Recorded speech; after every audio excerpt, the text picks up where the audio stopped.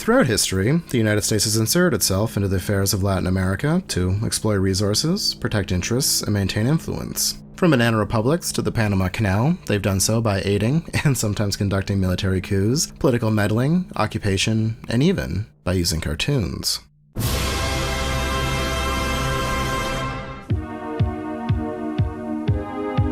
Hello and welcome to Animation Propaganda. Last time, we took on advertising and animated product placement. Now that topic is huge, and so this time, we are getting hyper-specific and focusing on Walt Disney's influence in Latin America. We're going to see not only Disney's presence in the region, but also how he was part of a larger effort by the US government to, more or less, keep nations from falling into Nazi hands. While it has been covered elsewhere in the series, we are going to start with the state of Disney in his studio leading up to the Second World War. To say that in the early 1940s, Walt Disney was in the shits would be an understatement. The outbreak of war in Europe had considerably limited the distribution of his films, and in turn, his profits. After the success of Snow White, he had overspent building a new studio, but with a third of his revenue suddenly cut, and the box office failures of his recent features, Disney found himself severely in debt. To offset losses, he was forced to cut staff and suspend bonuses. This, combined with a great disparity between the studio's highest and lowest earners, caused some employees to grow dissatisfied. Organized labor had made its way to Hollywood with the forming of the Screen Actors Guild in 1933.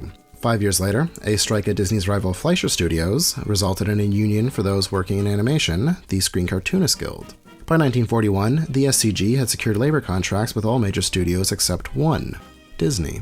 Disney refused to unionize, as he believed his animators were paid the most and worked under the best conditions, which, was true, for some, but not every Disney employee enjoyed these perks. When Art Babbitt, one of Disney's best-paid animators, and 16 others joined the SCG, Walt fired them, causing over 200 others to go on strike. Disney would later blame the strike, and his animators turning on him, on communist insurgents, and would describe this period as the lowest of his life. Needless to say, Walt needed to get away. Lucky for him, the US government came knocking. Disney would become the latest tool in the US government's attempt to assert control over Latin America.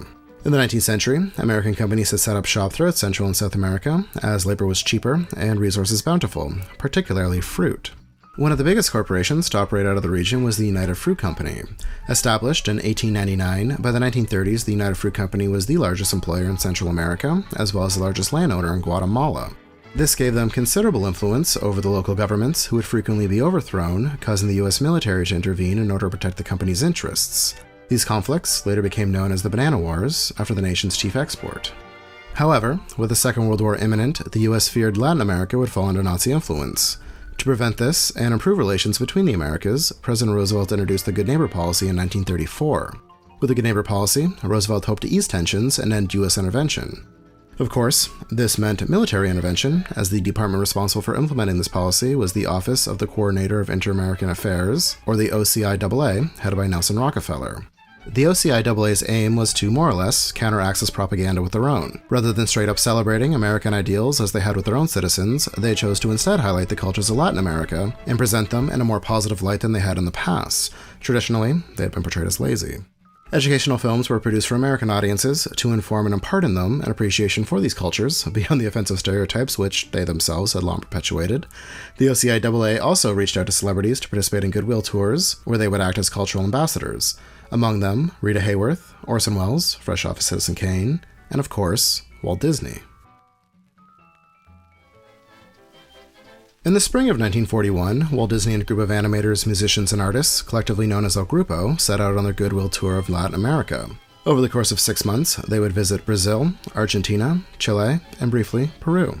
El Grupo was welcomed into each culture they visited, participating in various traditions, with Walt obviously being the star. However, in addition to spreading goodwill, they were also there to research and gather material to incorporate into their cartoons. 2 feature-length films would come out of this expedition, 1942's Saludos Amigos and 1944's The Three Caballeros. Now, to call these features may be a bit generous. Both are compilations of shorts that are thematically similar. This was a common practice at Disney around this time due to the cost of animation. He was, after all, some $4 million in the hole, and likely would have gone bankrupt if the government had not put the money up for these. The films were guaranteed to at least break even, given their involvement. Saludos Amigos is comprised of 4 different shorts that each take place in one of the countries visited by the crew. It begins with Donald Duck's visit to Lake Titicaca.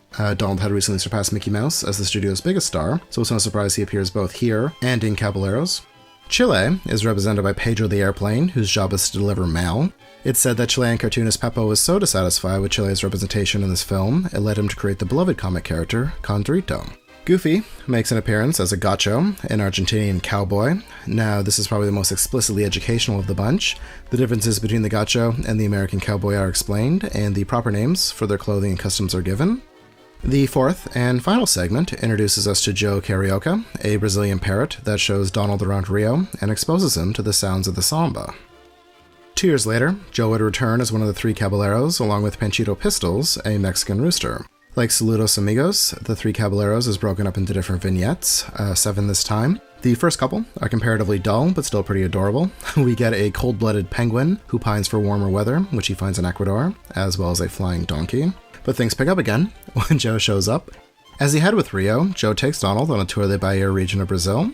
Along the way, we meet Aurora Miranda, a popular singer of the time, who Donald has a great affection for. His thirst is definitely a theme of this film. A little while later, we meet Panchito, who takes us around Mexico City. With him, we learn various Mexican dances. Donald chases more women before the film climaxes with what can best be described as a peyote trip. It begins calmly enough with a rendition of You Belong to My Heart by Dora Luz, who, you guessed it, Donald lusts after. That is until his bros interrupt and the film devolves into a collage of color and rhythm, before rounding out with a performance by dancer Carmen Molina. The animation in both Saludos Amigos and The Three Caballeros is visually striking. They also employ some interesting camera tricks that allow characters to appear alongside human actors, which was still very novel at the time. These films were criticized, though, for lacking substance and being too flashy. But I feel like if you are trying to appeal to an audience that may not speak your language, it's probably best done through music and abstract visuals.